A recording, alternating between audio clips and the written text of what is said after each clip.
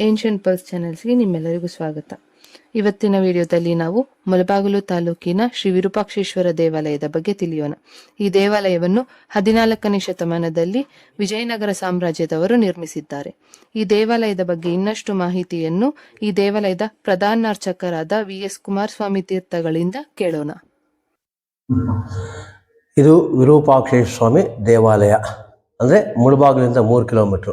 ನಿಮಗೆ ಬೆಂಗಳೂರಿಂದ 100 ಕಿಲೋಮೀಟ್ರ್ ಆಗಲಿ, ಈ ಕಡೆ ಚಿತ್ತೂರು ಪಲ್ಮೇರಿಂದ ಕೂಡ ಒಂದು 100 ಕಿಲೋಮೀಟ್ರ್ ಆಗುತ್ತೆ. ಇದು ಮುಜರಾಯಿ ದೇವಾಲಯ. ಅಂದರೆ ಗೊತ್ತಲ್ಲ, ಮುಜರಾಯಿ ದೇವಾಲಯ ಅಂದರೆ ಧಾರ್ಮಿಕ ದತ್ತಿ ಇಲಾಖೆ ಒಳಪಟ್ಟಿರ್ತಕ್ಕಂಥ ದೇವಾಲಯ. ನಾನು ವಿರೂಪಾಕ್ಷೇಶ್ವರ ಸ್ವಾಮಿ ದೇವಸ್ಥಾನ ಅರ್ಚಕರು VS ಕುಮಾರಸ್ವಾಮಿ ದೀಕ್ಷಿತರು ಅಂತ.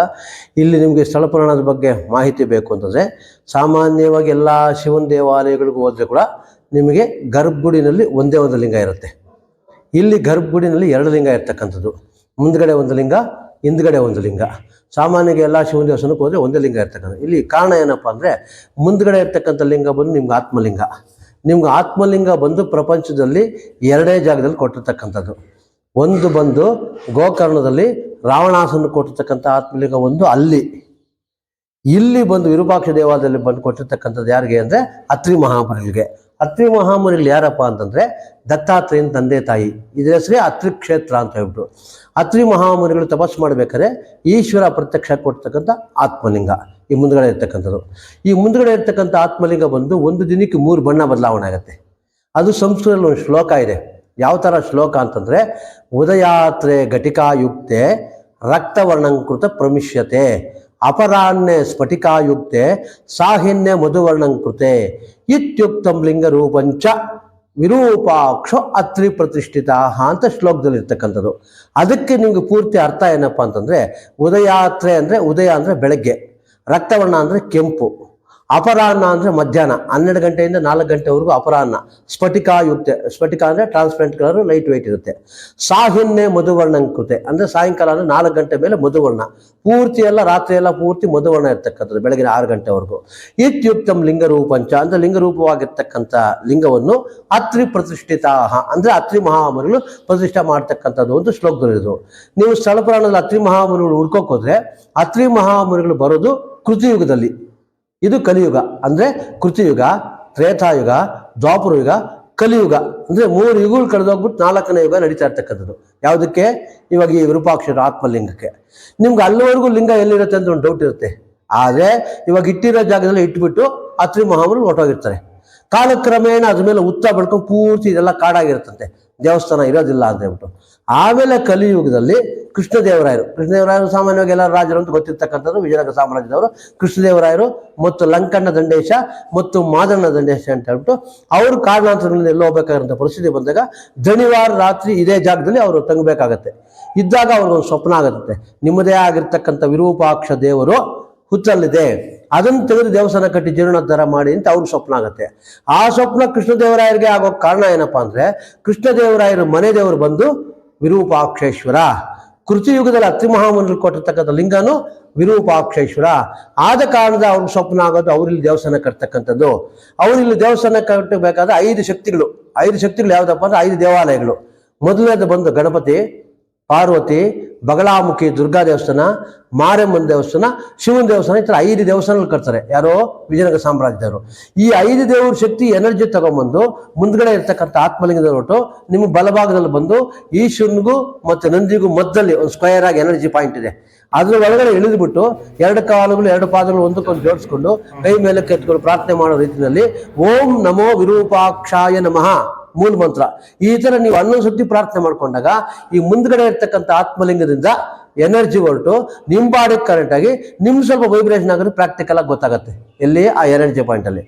ಆ ವೈಬ್ರೇಷನ್ ಆದ ನಂತರ ಪ್ರತಿಯೊಬ್ಬರಿಗೂ ಒಂದು ಉದ್ದೇಶ, ಒಂದು ಸಂಕಲ್ಪ ಅಂತ ಇರುತ್ತೆ. ಆ ಸಂಕಲ್ಪ, ಆ ಉದ್ದೇಶ ಪ್ರಕಾರ ನಿರ್ಮಾಣ ಮಾಡ್ತಕ್ಕಂಥದ್ದೇ ಈ 5 ದೇವಸ್ಥಾನಗಳು. ಆಯಾ ದೇವಸ್ಥಾನ ಅಭಿಷೇಕ, ಪೂಜೆ, ಮಂಡಲಾಭಿಷೇಕ ಇತ್ಯಾದಿ ನಾವು ಮಾಡ್ಕೊಂಡಾಗ ನಾವು ಏನು ಕಾರ್ಯ ಸಾಧನೆ ಮಾಡಬೇಕು ಅದ್ರ ಪ್ರಕಾರ ಈಡೇರ್ತಿನ ಒಂದು ಮೂಲ ಉದ್ದೇಶದಲ್ಲಿ ಈ 5 ದೇವಸ್ಥಾನ ನಿರ್ಮಾಣ ಮಾಡ್ತಕ್ಕಂಥದ್ದು. ಉದಾಹರಣೆಗೆ ನಿಮ್ಮ ಮಕ್ಕಳು ಯಾರಾದರೂ ವಿದ್ಯಾಭ್ಯಾಸದಲ್ಲಿ ಕಡಿಮೆ ಇದ್ದು ಓದು ಮರ್ತೋಗೋದಿದ್ದು, ಈ ಬುದ್ಧಿಮಾಂದ್ಯತೆ ಅಂದ್ರೆ ಆರ್ಟಿಸಮ್ ಅಂತ ಹೇಳ್ತಾರೆ, ಅದಕ್ಕೆ ಸಂಬಂಧಪಟ್ಟಾಗೆ ಅಂಗವಿಕಲತೆ ಇದ್ರೆ ಅಂಥವ್ರು ವಿಶೇಷವಾಗಿ ನಿರ್ಮಾಣ ಮಾಡ್ತಕ್ಕಂಥ ದೇವಾಲಯ ಬಂದು ಷೋಡಶ ಗಣಪತಿ. ಅಂದ್ರೆ ನಿಮ್ಗೆ ಸಾಮಾನ್ಯವಾಗಿ ಗಣಪತಿನಲ್ಲಿ ಒಂದೇ ಒಂದು ಗಣಪತಿ ಅಂತೀರ, ಒಂದು ಗಣಪತಿ ಅಲ್ಲ, ಷೋಡಶ ಗಣಪತಿ ಅಂದ್ರೆ 16 ಗಣಪತಿಗಳಿರ್ತಕ್ಕಂಥದ್ದು. ಆ 16 ಗಣಪತಿಯಲ್ಲಿ ಮಹಾಗಣಪತಿ. ಆ ಮಹಾಗಣಪತಿ ಹೆಂಗಿರುತ್ತೆ ಅಂದ್ರೆ ಈ ಕಂಬದಲ್ಲಿದೆ ನೋಡಿ, ಈ ಕಡೆ ಇರ್ತಕ್ಕಂಥದ್ದು ಅದು ಮಹಾಗಣಪತಿ. ಅದು ಬಂದು ವಿನಾಯಕ, ಕುರುಡುಮಲ ವಿನಾಯಕ ನೋಡಿದ್ರೆ ಇದನ್ನ ನೋಡೋಷ್ಟಿಲ್ಲ, ಈ ವಿನಾಯಕ ನೋಡಿದ್ರೆ ಕುರುಡುಮಲ ವಿನಾಯಕ ನೋಡೋಷ್ಟಿಲ್ಲ. ಎಲ್ಲಾ ಕೃತಯುಗದ ಗಣಪತಿ. ಅದು ಬಂದು ವಿಶೇಷವಾಗಿ ಮಹಾಗಣಪತಿ ಅಂತ. ಎರಡನೇದು ಬಂದು ಪಾರ್ವತಿ ದೇವಸ್ಥಾನ. ಈ ಕಡೆ ಅಂದ್ರೆ ಈಶ್ವರನಿಗೆ ಎಡಭಾಗದಲ್ಲಿ ಪಾರ್ವತಿ ದೇವಸ್ಥಾನ. ಆ ಪಾರ್ವತಿ ದೇವಸ್ಥಾನ ಬಂದು ಏನಪ್ಪ ವಿಶೇಷ ಅಂತಂದ್ರೆ, ಈ ಮದುವೆ ಆಗದೆ ಇರ್ತಕ್ಕಂಥ ಹೆಣ್ಮಕ್ಳಿಗೆ, ಗಂಡು ಮಕ್ಕಳಿಗೆ ಕಂಕಣ ಭಾಗ್ಯಕ್ಕೋಸ್ಕರ ಮತ್ತು ದೀರ್ಘ ಸೌಮಂಗಲ್ಯ ಅಭಿವೃದ್ಧಿಗೋಸ್ಕರ ನಿರ್ಮಾಣ ಮಾಡ್ತಕ್ಕಂಥದ್ದು. ಆ ಪಾರ್ವತಿನೇ ಹೆಸರು ಇನ್ನೊಂದೇನಪ್ಪ ಅಂದ್ರೆ ಪಾರ್ವತಿ ಸ್ವಯಂವರ ಅಂತ. ಅದಕ್ಕೆ ಪಾರ್ವತಿ. ಕಾರಣ ಏನು ಪಾರ್ವತಿ ಸ್ವಯಂವರ ಅನ್ನೋದಕ್ಕೆ? ಸಾಮಾನ್ಯವಾಗಿ ಪಾರ್ವತಿಗೆ ಬಂದು ಒಂದು ಕೈಯಲ್ಲಿ ಪಾಶ, ಒಂದು ಕೈಯಲ್ಲಿ ಅಂಕುಶ ಇರುತ್ತೆ. ಆದರೆ ಈ ಪಾರ್ವತಿಗೆ ಪಾಶನೂ ಇಲ್ಲ, ಅಂಕುಶನೂ ಇಲ್ಲ. ಎರಡು ಕೈಯಲ್ಲಿ ಕಮಲದ ಮೊಗ್ಗಿರ್ತಕ್ಕಂಥದ್ದು. ಈ ಕಮಲದಲ್ಲಿ ಇರ್ತಕ್ಕಂಥದ್ದು ಪಾರ್ವತಿ. ಈ ಕಡೆ ಇದೆ ಕಮಲದ ಮೊಗ್ಗು, ಮೇಲ್ಗಡೆ ಇಲ್ಲಿ ಇದೆ ಕಮಲದಲ್ಲಿ. ಆ ಎರಡು ಕೈಯಲ್ಲಿ ಕಮಲದ ಮೊಗ್ಗಿರುತ್ತೆ. ಆ ಕಮಲದ ಮೊಗ್ಗು ಯಾವಾಗಿರುತ್ತೋ ಅದಕ್ಕೆ ಪಾರ್ವತಿ ಸ್ವಯಂವರ ಅಂತ. ಅದಕ್ಕೆ ಇಲ್ಲಿ ವಿಶೇಷವಾಗಿ ಗಿರಿಜಾ ಕಲ್ಯಾಣೋತ್ಸವ ತುಂಬಾ ವಿಶೇಷವಾಗಿ ನಡೆಯುತ್ತೆ. ಇಲ್ಲಿ ಗಿರಿಜಾ ಕಲ್ಯಾಣೋತ್ಸವ ಮತ್ತು ಪಾರ್ವತಿ ಸ್ವಯಂವರ ಅಂತ ನಡೀತಕ್ಕಂಥದ್ದು ಪಾರ್ವತಿ. ಬಗಲಾಮುಖಿ ಅಂತ ಇರುತ್ತೆ 3ನೇ ಪ್ರಕಾರದಲ್ಲಿ. ಆ ಬಗಲಾಮುಖಿ ಏನಪ್ಪಾ ಅಂದ್ರೆ, ಒಂದು ಕಡೆ ವಿಷ್ಣು ಅಂಶ, ಒಂದು ಕಡೆ ಶಿವನಂಶ, ಶಂಕು, ಚಕ್ರ, ಖಡ್ಗ, ತ್ರಿಶೂಲ, ಸಿಂಹವಾಹಿನಿ ಅದ್ರ ಮೇಲೆ ಕೂತ್ಕೊಂಡಿರ್ತಕ್ಕಂಥದ್ದು. ಅಲ್ಲೇನಪ್ಪ ವಿಶೇಷ ಅಂತಂದ್ರೆ, ಪರಕೀಯ, ಪರಯಂತ್ರ, ಪರಮಂತ್ರ, ಪರತಂತ್ರ, ವಿಶ್ವಚಲಿಚೂರ್ಣಿಕಾದಿ ಸರ್ವದೋಷ ನಿವಾರಣಾರ್ಥಂ ಅಸ್ಮಿನ್ ಗೃಹೆ ಅಸ್ಮಿನ್ ಶರೀರೆ ಭೂತ ಪ್ರೇತ ವಿಷಾಚಾಂಗಿಲಾಕ್ಕೆ ಸ್ತಂಭಿನಿ ದುಷ್ಟಗ್ರಹ ದೋಷ ನಿವಾರಣಾರ್ಥಂ. ಅಂದ್ರೆ ಅರ್ಥ ಏನಪ್ಪಾ ಅಂದ್ರೆ, ಈ ವಾಮಾಚಾರ ಮಾಡಿಸಿದೆ, ಯಂತ್ರಗಳು, ಮಂತ್ರಗಳು, ಕೋಟಕ್ಕೆ ಸಂಬಂಧಪಟ್ಟಿದ್ದು, ಜಮೀನು ವ್ಯಾಜ್ಯಗಳು, ಕುಜುದೋಷಗಳು, ಏನೇ ಸಮಸ್ಯೆ ಇದ್ರೂ ಕೂಡ ಬಗಲಾಮುಖಿ ಸನ್ನಿಧಿಯಲ್ಲಿ ಪರಿಹಾರ ಆಗತ್ತ ದೃಷ್ಟಿಯಿಂದ ಬಟ್ಟಿ ವಿಕ್ರಮಾದಿತ್ಯ ಪ್ರತಿಷ್ಠೆ ಮಾಡ್ತಕ್ಕಂಥದ್ದು. ಸಂಕಲ್ಪ ಬಂದು ಕೃತಿಯುಗದಲ್ಲಿ ಅತ್ರಿ ಮಹಾಮುನಿಗಳು, ಕಲಿಯುಗದಲ್ಲಿ ಬಟ್ಟಿ ವಿಕ್ರಮಾದಿತ್ಯ ಪ್ರತಿಷ್ಠೆ ಮಾಡ್ತಕ್ಕಂಥದ್ದು. ಬಟ್ಟಿ ವಿಕ್ರಮಾತ್ಮ ಏನು ಪ್ರತಿಷ್ಠೆ ಮಾಡಬೇಕು ಅಂತಂದ್ರೆ, ಆತನಿಗೆ 7 ರಾತ್ರಿ ಶನಿಕಾಟ ಇರುತ್ತೆ. ಆವಾಗ ಕೃತಿಯುಗದಲ್ಲಿ ಸಂಕಲ್ಪ ಇರುತ್ತೆ. ಏನಂತಂದ್ರೆ, ಕಲಿಯುಗದಲ್ಲಿ ಬಟ್ಟಿ ವಿಕ್ರಮಾತ್ಮನು ವಿಷ್ಣು ಅಂಶ ಶಿವನಂಶ ಇರ್ತಕ್ಕಂಥ ಸಾಲಿಗ್ರಾಮ ಶಿಲೆ ಅಂದ್ರೆ ಬೇತಾಳ ವಶದಲ್ಲಿ ಹೋಗಿ ಗಂಡಗಿ ನದಿಯಲ್ಲಿ ಸಾಲಿಗ್ರಾಮ ಶಿಲೆ ಅಂತ ತಗೊಂಡ್ಬಂದು ತಾನೇ ಸ್ವತಃ ಕೆತ್ತನೆ ಮಾಡಿ ಪ್ರತಿಷ್ಠೆ ಮಾಡಿದ್ರೆ 7 ರಾತ್ರಿ ಶನಿಕಾಟನು ಪರಿಹಾರ ಆಗುತ್ತೆ. ಪ್ಲಸ್ ಲೋಕ ಕಲ್ಯಾಣಾರ್ಥವಾಗಿ ಎಲ್ಲರಿಗೂ ಈ ಯಂತ್ರಗಳು ಮಂತ್ರಗಳು ಪರಿಹಾರ ಆಗದ ದೃಷ್ಟಿಯಿಂದ ಗಂಡಗಿ ನದಿಯಿಂದ ತಾನೇ ಸ್ವತಃ ಕೆತ್ತನೆ ಮಾಡಿದ್ರು, ಪ್ರತಿಷ್ಠೆ ಮಾಡಿದ್ರು. ಅಲ್ಲಿ ವಿಶೇಷವಾಗಿ ಬಗಲಾಮುಖಿಂ ಸರ್ವದುಷ್ಟಾನಾಂ ವಾಚಂ ಮುಖಂ ಪದಂ ಸ್ತಂಭಯ ಜಿಹ್ವಾಂ ಕೀಲಯ ಬುದ್ಧಿಂ ವಿನಾಶ ಕ್ಲೀಂ ಓಂ ನಮಃ. ಅಂದ್ರೆ ಏನು ಅಂದ್ರೆ, ಈ ಮಾಟ ಮಂತ್ರ ಮಂತ್ರಗಳೆಲ್ಲ ವಿಶೇಷವಾಗಿ ಅಷ್ಟಮಿ ಅಂದ್ರೆ ಪೌರ್ಣಮಿ ಆದ್ಮೇಲೆ 8 ದಿನಕ್ಕೆ, ಅಮಾವಾಸ್ಯೆ ಆದ್ಮೇಲೆ 8 ದಿನಕ್ಕೆ ಅಷ್ಟಮಿ ದಿನ ಅಮ್ಮನವ್ರಿಗೆ ಅಭಿಷೇಕ ಮಾಡಿಕೊಂಡು ಈ ನಿಂಬೆ ರಸದಲ್ಲಿ ಬರುತ್ತೆ, ಆ ನಿಂಬೆ ರಸ ಕೈಗೆ ಹಾಕೊಂಡು ಶ್ರೀ ಬಗಲಾಮುಖಿಂ ಸರ್ವದುಷ್ಟಾನಾಂ ವಾಚಂ ಮುಖಂ ಪದಂ ಸ್ತಂಭಯ ಜಿಹ್ವಾಂ ಕೀಲಯ ಬುದ್ಧಿಂ ವಿನಾಶ ಕ್ಲೀಂ ಓಂ ನಮಃ ಅಂತ ತೀರ್ಥ ಹಾಕೊಂಡ್ರೆ ಈ 3 ದಾರಲ್ಲಿ ಇರ್ತಕ್ಕಂಥ ದಾಟ ಲಕ್ಷಣಗಳಾಗಲಿ, ಇಲ್ಲ ಗಾಡಿನಲ್ಲಿ ಬಿದ್ದು ರಂಗೋಲಿ ಹಾಕಿ ಪೂಜೆ ಮಾಡಿ, ಇಂಥದೆಲ್ಲ ಪರಕೀಯ, ಪರಯಂತ್ರ, ಪರಮಂತ್ರ, ಪರತಂತ್ರ, ವಿಷಯದಲ್ಲಿ ಚೂರ್ಣಿಕಾದಿ ಸರ್ವದೋಷ ನಿವಾರಣ ಮಂತ್ರ ಬಗಲಾಮುಖಿ ಸನ್ನಿಧಿ ಇರ್ತದೆ. ಮುಂದಗಡೆ ಇವಾಗ ಮಾರಮ್ಮ ದೇವಸ್ಥಾನಕ್ಕೆ ಹೋಗಿದ್ನಲ್ಲ, ಅಲ್ಲಿ ಬಂದು ದೇವಸ್ಥಾನ ಹಳೇದೇ ಬಿದ್ದೋಗಿರೋದು, ಇವಾಗ ಹೊಸ ಕಟ್ಟಿರ್ತಕ್ಕಂಥದ್ದು. ಅಲ್ಲಿ ಶಂಕರಾಚಾರ್ಯ ಬೀಜಾಕ್ಷ ಷಟ್ಕೋಣ ಯಂತ್ರ ಹಾಕಿರ್ತಕ್ಕಂಥದ್ದು. ವಿಶೇಷವಾಗಿ ವ್ಯಾಪಾರಸ್ಥರಿಗೆ ಸಂತಾನ ಭಾಗ್ಯ, ಉದ್ಯೋಗ, ಉಷ್ಣಜ್ವರ, ಶೀತಜ್ವರ, ಕಫಜ್ವರ, ಕ್ಲೇಶ್ಮಜ್ವರ, ಕೃತಿಮಜ್ವರ, ಸನಿಪಾತ ಜ್ವರ, ಸರ್ವ ರೋಗ ನಿವಾರಣಾರ್ಥಂ ಗುರು ಶಂಕರಾಚಾರ್ಯ ಬೀಜಾಕ್ಷರ ಷಟ್ಕೋಣ ಯಂತ್ರಧಾರಣಿ ಮಹಾಮಾರಿಕ ಪಶುಬಾಲಾರಿ ಸಂರಕ್ಷಣಿ ಅಂತ ಬರ್ತಕ್ಕಂಥದ್ದು ಮಾರಮ್ಮನ ದೇವಸ್ಥಾನ. ಅದೆಲ್ಲ ಗೊತ್ತಿರ್ತಕ್ಕಂಥ ವಿಚಾರಗಳು ಮಾರಮ್ಮನ ದೇವಸ್ಥಾನ. ಅಲ್ಲಿ ವಿಶೇಷವಾಗಿ ಪಂಚಮಿ ದಿನ ಜಾತ್ರೆ, ಉಗಾದಿ ಹಬ್ಬ ಆದ್ಮೇಲೆ 5 ದಿನಕ್ಕೆ ಅದೆಲ್ಲ ವಿಶೇಷವಾಗಿ ನಡೀತಕ್ಕಂಥದ್ದು. 4 ಆಯಿತು. ನೀವು ಅಲ್ಲಿಂದ ಇಲ್ಲಿ ಆತ್ಮಲಿಂಗ ದರ್ಶನಕ್ಕೆ ಬಂದರೆ ಇಲ್ಲಿ 2 ಲಿಂಗ. ಹಿಂದ್ಗಡೆ ಇರ್ತಕ್ಕಂಥ ಲಿಂಗ ಬಂದು ಮಾರ್ಗದರ್ಶೇಶ್ವರ. ಅತ್ರಿ ಮಹಾಮುನಿಗೆ ಆ ಲಿಂಗ ಮಾರ್ಗದರ್ಶನವಾಗಿತ್ತಂತೆ, ಅದನ್ನ ಇಟ್ಕೊಂಡು ಪೂಜೆ ಮಾಡ್ತಾ ಇದ್ರು. ಆಮೇಲೆ ಈ ಲಿಂಗ ಕೊಟ್ಟಿರ್ತಕ್ಕಂಥದ್ದು ಅಂತ ಬರ್ತಕ್ಕಂಥದ್ದು. ಈ ಮುಂದ್ಗಡೆ ಇರ್ತಕ್ಕ ಆತ್ಮಲಿಂಗ ಕೃತಿಯುಗದಲ್ಲಿ ಅತ್ರಿ ಮಹಾಮುನಿಗಳು ಪ್ರತಿಷ್ಠೆ ಮಾಡ್ಬೇಕಾದ್ರೆ ಅವ್ರು ಮಹಾ ಸಂಕಲ್ಪದಲ್ಲಿ ಪ್ರತಿಷ್ಠೆ ಮಾಡ್ತಾರಂತೆ. ಏನು, ದೇವನನ್ನು ಪ್ರತಿಷ್ಠೆ ಮಾಡ್ಬೇಕಾದ್ರೆ, ದೇವನನ್ನು ಪೂಜೆ ಮಾಡ್ಬೇಕಾದ್ರೆ ಒಂದು ಸಂಕಲ್ಪ ಇರುತ್ತೆ.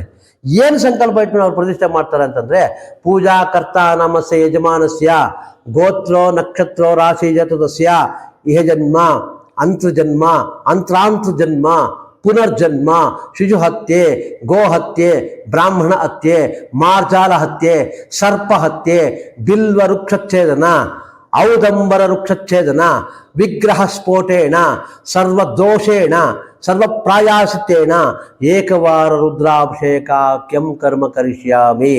ಯಾರು ಈ ಆತ್ಮಲಿಂಗಕ್ಕೆ ಏಕವಾರ ರುದ್ರಾಭಿಷೇಕ ಮಾಡ್ಕೊಂತಾರೋ ಅಂಥವ್ರಿಗೆ ಜನ್ಮ ಜನ್ಮಾಂತರಗಳು ಪಾಪಗಳು ಪರಿಹಾರ ಆಗತ್ತ ದೃಷ್ಟಿಯಿಂದ ಅತ್ರಿ ಮಹಾಮೂರ್ತಿ ಪ್ರತಿಷ್ಠೆ ಮಾಡ್ತಕ್ಕಂಥ ಆತ್ಮಲಿಂಗ. ಇಲ್ಲಿ ಇನ್ನೂ ಒಂದು ವಿಶೇಷ ಏನಪ್ಪಾ ಅಂದ್ರೆ, ಬೆಂಗಳೂರಲ್ಲಿ ಗವಿ ಗಂಗಾಧರೇಶ್ವರ ಸ್ವಾಮಿ ದೇವಸ್ಥಾನದಲ್ಲಿ ಸಂಕ್ರಾಂತಿ ಹಬ್ಬದ ದಿನ ಸೂರ್ಯನ ಕಿರಣಗಳು ಸಾಯಂಕಾಲ ಬೀಳುತ್ತೆ. ಆದರೆ ನಮ್ಮ ದೇವಸ್ಥಾನದಲ್ಲಿ ಶಿವರಾತ್ರಿ ದಿನ ಬೆಳಗ್ಗೆ 8 ಗಂಟೆಗೆ ಆತ್ಮಲಿಂಗದ ಮೇಲೆ ಈ ಸೂರ್ಯನ ಕಿರಣಗಳು ಬೀಳ್ತಕ್ಕಂಥದ್ದು. ಇದು ವಿರೂಪಾಕ್ಷ ಸ್ವಾಮಿ ದೇವಾಲಯ ಸಂಪೂರ್ಣ ಸ್ಥಳ ಮಹಿಮೆ. ವಿರೂಪಾಕ್ಷ ಸ್ವಾಮಿ ದೇವಾಲಯ ಅರ್ಚಕರು VS ಕುಮಾರಸ್ವಾಮಿ ದೀಕ್ಷರು. ನನ್ನ ಫೋನ್ ನಂಬರ್ 9980980205 ಕುಮಾರಸ್ವಾಮಿ ಅಂತ. ಈ ವಿಡಿಯೋ ನಿಮಗೆ ಇಷ್ಟವಾದಲ್ಲಿ ನಮ್ಮ ಚಾನೆಲ್ ಅನ್ನು ಲೈಕ್ ಮಾಡಿ, ಶೇರ್ ಮಾಡಿ, ಸಬ್ಸ್ಕ್ರೈಬ್ ಮಾಡಿ.